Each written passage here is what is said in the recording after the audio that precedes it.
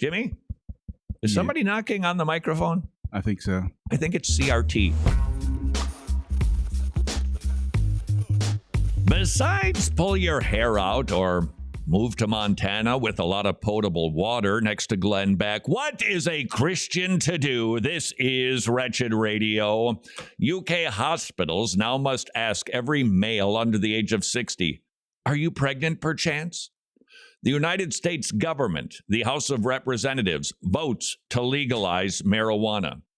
The TSA, the security people who are supposed to have a keen eye for identifying something that appears to be off, will now allow a third gender.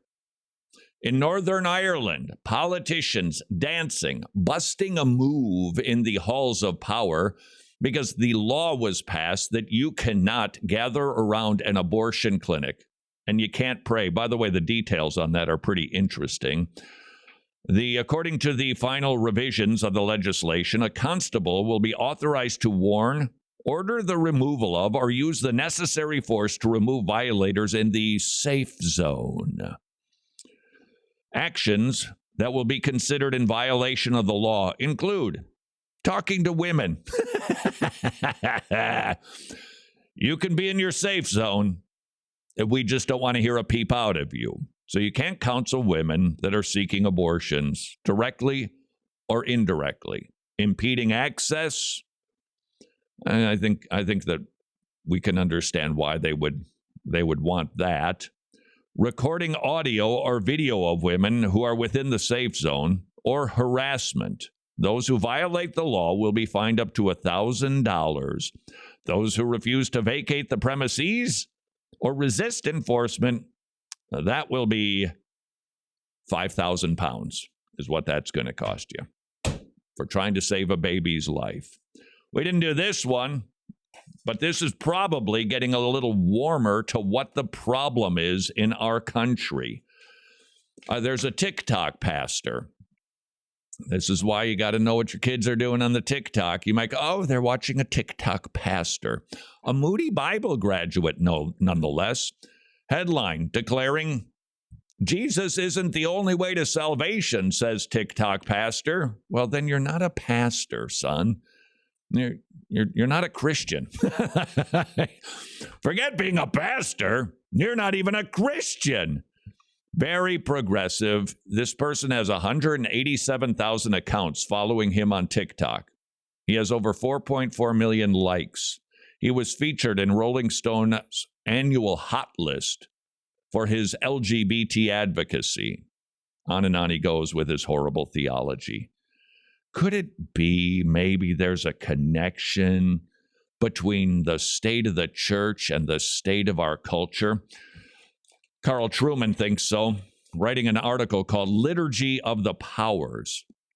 He writes this, that in China, 20 years of research by the Chinese Academy of Social Sciences determined that America's strength lie not in its military. Certainly doesn't anymore. It's really tough to go into battle in high heels. But it's not that that's our strength, not the government, but in the churches. Furthermore, in his book Civilization, Niall Ferguson, where's my cheaters? Hold on. Niall Ferguson mentions the word of a Cass scholar, quote, we have realized the heart of your culture is your religion, Christianity. That is why the West has been so powerful.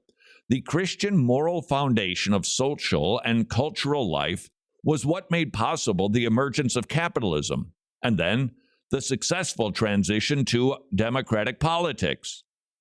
The Chinese rightly concluded, that was the CAS, is the Chinese Academy of Social Sciences.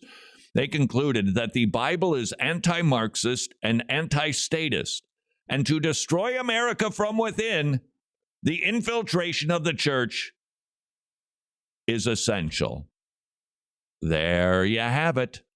If you see the state of the culture being pretty rotten, just take a direct line to the local church, and we will discover why.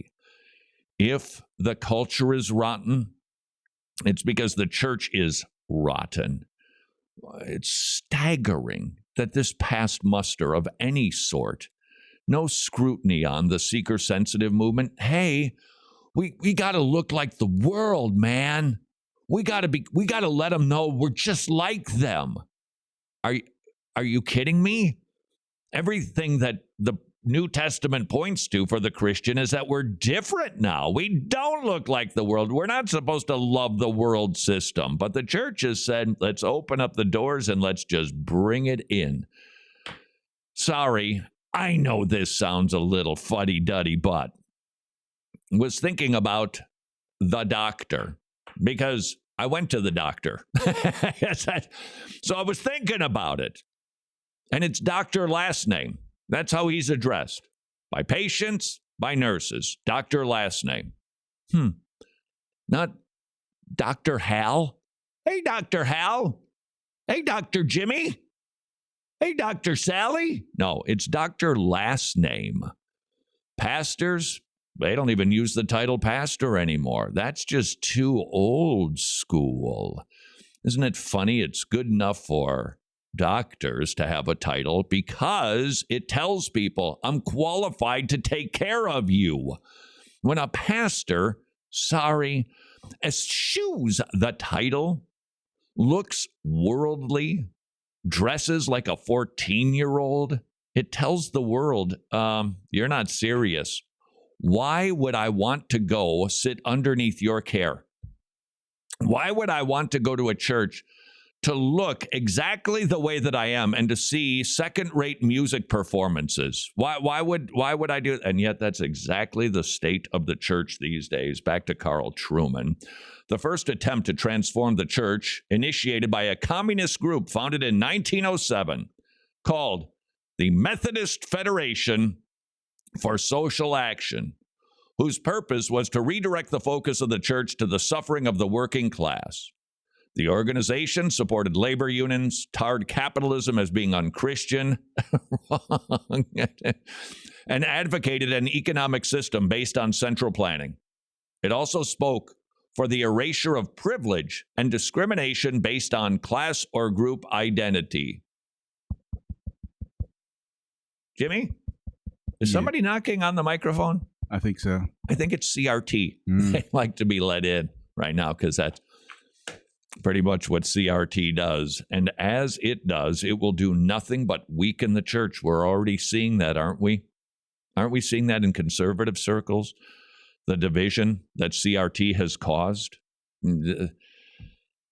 That is a dogma that has been persisting, trying to get into the church. It's just found its way now because it seems so sympathetic. Not to say that Christians shouldn't be sympathetic to anybody's plight, but the way to address it and the way to handle it. In fact, hold on. Wait a second. Oh, where is that quote? Yeah, Alistair Begg was listening to an Alistair Begg sermon, and he was talking about a subject that is increasingly near and dear to my heart. Oh, I should grab that for you. It's so worth like 4 minutes worth of the disconnect for Christians between their theology and their life. It's just massive. They just do everything for the glory of God. Well, what does that look like? People don't seem to know. At any rate, his quote, which I actually wrote down because I thought it was so good. You're listening to the most organized Christian talk show on this station at this time. You got lucky. The only, pretty much, I like to call it providence, though, Jimmy. We'll be praying for you. The only real United Nations is a United Nations that is found at the cross of Jesus Christ. In other words, racial reconciliation, it ain't going to happen courtesy of CRT. Instead, it's going to happen through the proclamation of the gospel. There was another article, I'm not even going to try to find it because it's not worth the paper it's printed on, but the Episcopalian Church looking to bring about racial harmony through reparations. Well, you knock yourself out. If you want to do Christian charity, that's one thing. Paying for the sins of your great-great-grandparents, that's another thing. But if you, Episcopal Church, believe that that's going to bring about racial healing, You're entirely naive. You're not Christian in your thinking. You're not aware of what the gospel of Jesus Christ does, bringing people together with a brand new identity. The only hope for racial reconciliation in this country is the same hope for the ding-battedness that we're seeing. That's right. I just said ding-battedness. That was an ode to Archie Bunker. We're just seeing a crazy world. And they're thinking it's not going to be flipped. Some conservative's not going to appear on the Bill Maher show, and suddenly all the liberals go, yeah, you know what? Traditional marriage is a great idea. Although, interestingly, there are some feminists who are actually recognizing this whole dating mess that's going on out there. Maybe some of those traditional ways aren't so dumb after all. But they will never embrace tradition. They will never embrace truth until they repent and put their trust in Jesus Christ. That is their hope. That is our hope. This is Wretched Radio. If you would like to see the entire episode of the snippet you're watching and perhaps check out my piano chops, simply visit wretched.org.